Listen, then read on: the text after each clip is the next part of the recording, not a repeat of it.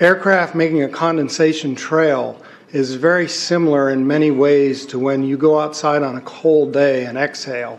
You create a condensation trail. That little cloud is a condensation trail. Now, if you take a 2-mile walk on a cold day and you can turn around and you can see your condensation trail tracking all the way back for 2 miles.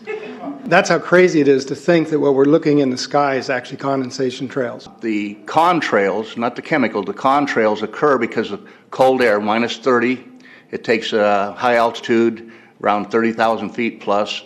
There's carbon dioxide and water vapor in that exhaust. That turns to ice crystals, and that's what you see, the white stream behind it. Those white crystals of ice warm up, dissolve, and the smoke goes away. And it never lasts more than a minute. What we're seeing now, and I first could not believe it, and I started looking at the skies, and these are not normal. They're not natural. There's something going on. I don't know who it is or why they're doing it. All I can testify is it's not natural and it's not normal. It's got to be some outside influence doing that. Thank you. I'm here to give you testimony that chemtrails, they're not contrails, are indeed real. They're spraying almost every day. I watch the clouds and watch the spraying program going on. I want to tell you that we're in very great danger from the pollution that's coming down over us. And we've been led astray by the military-industrial complex, and they're responsible for the cloud's creation and weather manipulation programs. They're dark operations. That's why they're not out in the media. I look around and I see people are starting to look up and see this. Many times I've spoken about chemtrails, and I get this blank look on my face. What are you talking about? I'm saying, look up. As a pilot, before I fly, I look up. And so, boy, they're really out there working. When you look up at the sun and you see a white haze, that is aluminum floating in the air right now, and it's coming from the aircraft. There's a huge amount of aluminum being found because these sprays have aluminum, strontium, barium, manganese. And there's a lot of argument that aluminum is very common to be found. But aluminum is only common in a bonded form. It's not common in a free form, and we're finding high rates of free aluminum in the soil, which is not natural. The metal compounds that are being used are environmentally dangerous. We need to be monitoring them. We need to be testing them. Okay, these previous guys, I've watched exactly what they do, and yes, they are correct. I've seen exactly the same stuff, so ditto marks on those. You want some figures? Okay, latest water test, tested the rain. 13,100 micrograms per liter of aluminum in the rain in 2013. Normally, it should be 0.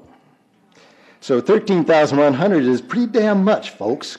It used to be 0, then it was 100s in the 2000s, and then since 2010, it's into the 1,000s and the latest 13,100.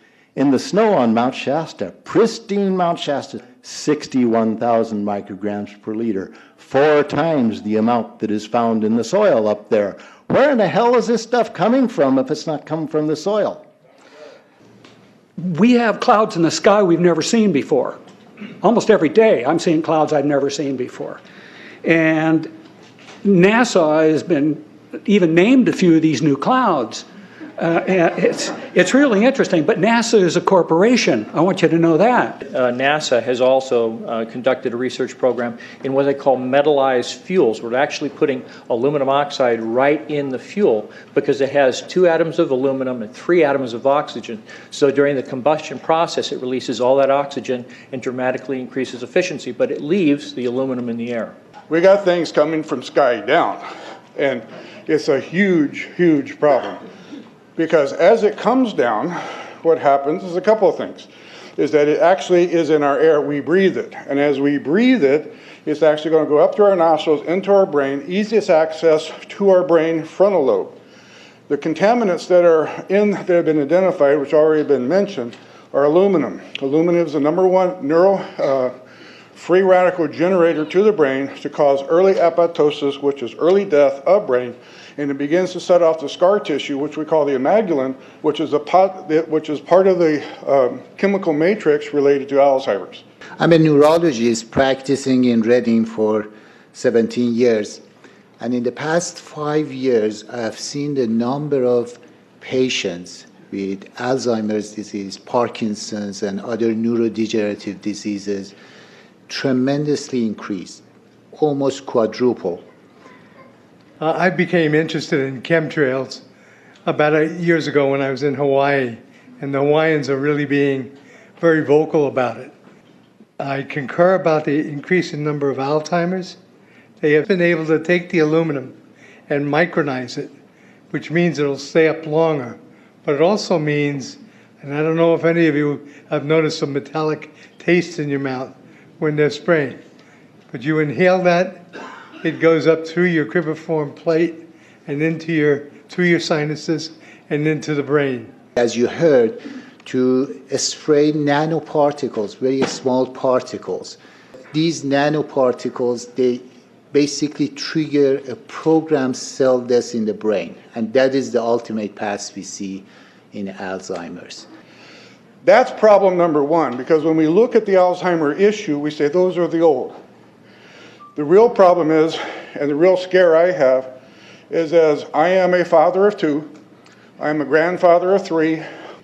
So the drama is our children. ADD started in the 70s. Autism was not on the radar. There was no documents, there was no information. It was 1 in 100,000 children. Today, what we have is 1 in 48 boys. I was part of the early group that was looking for aluminum in ADD and ADHD. And all of those children that started to develop those phenomena had high levels of aluminum. When we figured out protocols to detox them out, to free the body of those particular contaminants, what happened is that their brains came back. When we do this to the age, it doesn't come back as quick, but it will come back. But I'm seeing Alzheimer's in 56 years old. Back in the 70s, Alzheimer's when you were 80. If you remember 8 to 10 years ago, there was this big move to get rid of aluminum from underarm deodorant because it would cause Alzheimer's. Look what they're doing to us now. I want to give you a little bit of history on the background behind nanoparticles has been described before. A nanometer is 1/1000th of a meter. It's very small. In fact, if you have particles, say, that are 40 or 50 nanometers across, you can take and line 50 of them up next to a single red blood cell. These things are extremely tiny. They're pervasive. The collapse and decrease of agriculture is something I worry about even more than the previous info about autism and Alzheimer's. Believe me, I'm seriously concerned with what I'm watching. As a wildlife biologist, I've been watching the ecosystem collapse. When you lose all your stream organisms, when you have aluminum overload in your streams, you're killing your microbial bacteria and you're disrupting the entire ecosystem. So it goes way beyond just a little bit of pollution.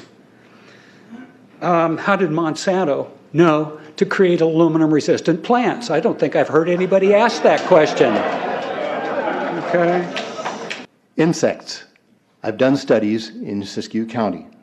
They're at 20% of normal. The aquatic insects basically made a nosedive in 2006 to about 20% of normal. So far this year, I've sampled 200 trout stomachs. 98% of them are empty. So sorry about the trout fishing, fellows.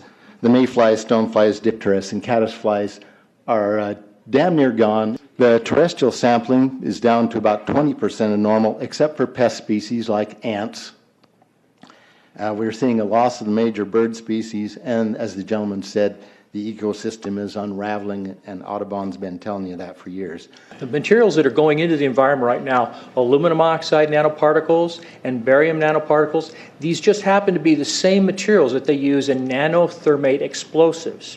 And so when this stuff settles down out of the air into the environment, it is small enough to be absorbed through the root structure of the trees in the forest. And so when there's a forest fire, and there will be a forest fire, those fires burn dramatically hotter. The point is that the cost of firefighting, the cost in the healthcare system have nearly doubled in the last 10 years. The amount of acreage is lost because of fires. The impact on human health is dramatic. I personally tested water and aluminum, and I found aluminum had 47 times the normal expected amounts. Strontium had 10 to 20 times the amounts. Barium was 20 times. This is what the stuff looks like here. Collected, it looks, most people just think it's a cobweb, but I tested it, it has outrageous amounts of barium, strontium, and aluminum, but they destroy the sample, so I'm not letting this get away from me. You know, these tests are international. in scope. We're seeing this all over the world, guys. Okay, pH of acid soils is 20 times more alkaline. The aluminum in the soil has doubled in the last 10 years. The rain normal was 5.6. It's 20 times more alkaline. Aluminum blocks essential nutrients. I am unable in my garden to restore normal pH, and that's because nanoparticles are now in the circulatory systems of both plants and humans. The Air Force conducted a study starting in 1993. It was called In Vitro Toxicity of Aluminum Nanoparticles in Rat Alveolar Macrophages. That's a real fancy way of saying testing the effect of aluminum nanoparticles on the white blood cells in the little air sacs in your lung, the alveoli. And what they found in this 8-year study was that these particles, when you're exposed to them long enough, it suppresses the ability of your white blood cells to defend you from airborne infections coming into your lungs. So it suppresses your immune system. But they also found that these same particles, once they get into your system, they can actually go through the barrier in each one of the cells. They get inside the cells, and these particles can actually suppress the ability of mitochondria, which are in the cells that help to gobble up toxins and things that would be harmful to the nucleus and the reproduction process of the cells in your body. These processes are suppressed, and so essentially by breathing this material in, your immune system is dramatically suppressed. I wrote to the federal government because Air Force wrote a book, and on the first page of the book they said, we're going to control the weather by the year 2025. I asked them, what are they doing spraying these chemicals on the public? I said, there's violation of United States Code 50 USC 1520, which prohibits the American government from experimenting on the U.S. citizens with chemical agents. I said that law also requires who's ever experimenting, when the federal government does it, that they have to report to Congress within 30 days. They wrote back, they said they don't know what I'm talking about. We have enough evidence that there's a spraying going all over the place. We were warned about the takeover of our freedoms by the military-industrial complex by both Eisenhower and Kennedy. They're gaining traction on us, folks. We are in trouble more than just a spraying program. All I can say is it's about time we get up in arms about this, because it is affecting our health. It's high time that we as citizens of this great country take action. Board of Supervisors in Suffolk County, New York, they outlawed geochemical engineering. Hawaii passed an ordinance prohibiting geochemical engineering. I urge you to bar geoengineering in Shasta County and pass an ordinance. At least ask some damn questions. What the hell is all this aluminum doing here? Why are the trees dying, fishes dying? Why is there Alzheimer and aluminum spiking? And why are these fibers on the ground here in Shasta County? Thank you. Thank you, Mr. Marmon. Today, the Shasta County Board of Supervisors has been the beneficiary of some sincere, passionate, and knowledgeable comments. And I thank you for those. I am in agreement with my colleagues about sending letters and a call for action, but I would hope that we could go a step further. I would like for us to send a copy of this video where all of you spoke today, all 2.5 or 3 hours of this testimony, to be sent to our senators and our U.S. representatives, and also our representatives in the state of California. We'll do that. Let them listen to the passion that came out of this meeting today. Thank you.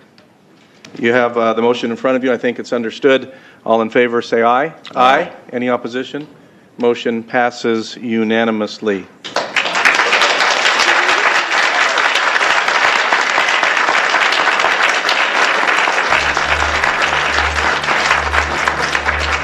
It wouldn't surprise me at all if the response is one that exceeds far the boundaries of Shasta County in terms of the platform that is offered, as evidenced by those who attended today from around the world.